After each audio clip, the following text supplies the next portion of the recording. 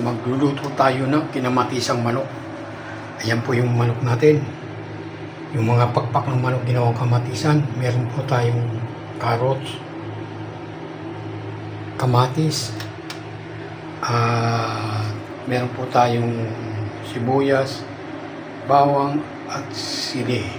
Ayan po yung ating natin. O ngayon, magsisimula na po tayo mag-isa. Maglalagay na po tayo ng bawang.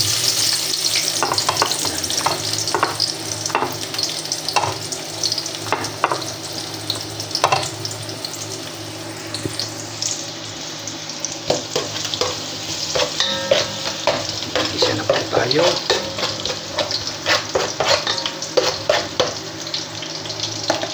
At ilalagay na po natin ang ating pagsasabay natin sibuyas at sili na.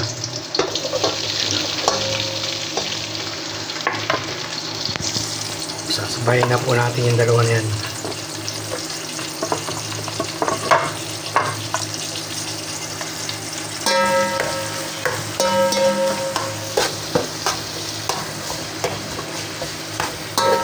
Masarap po kasi pag yung may sili. Masarap po kumain pag may kasamang mga sili ang niluluto natin. Lalo ngayon dito sa Saudi pag lamig.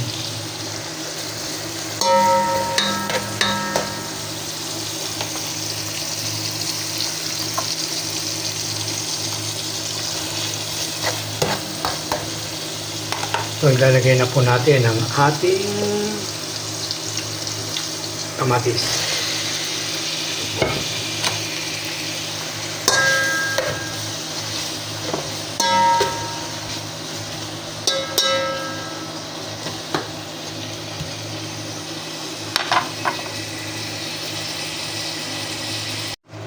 Ilalagay na po natin ang ating manok.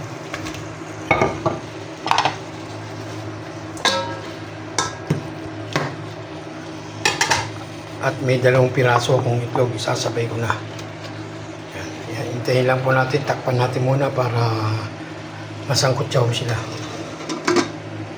O yan, tingnan na po natin. Yan, kumukulo-kulo na siya. Nagtubig siya, oh.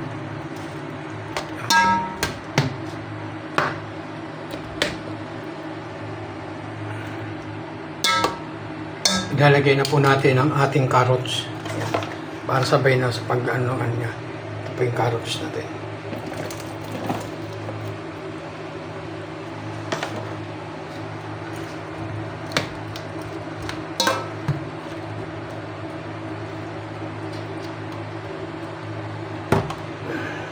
Yan po. Takpan muna natin.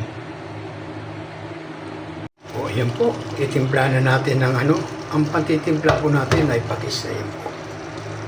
Patis ang pantitimpla natin.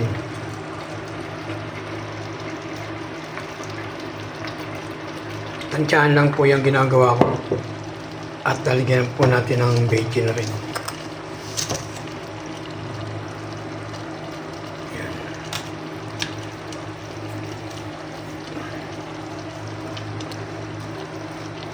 Nakita niyo ito, yung roasted na chicken yan.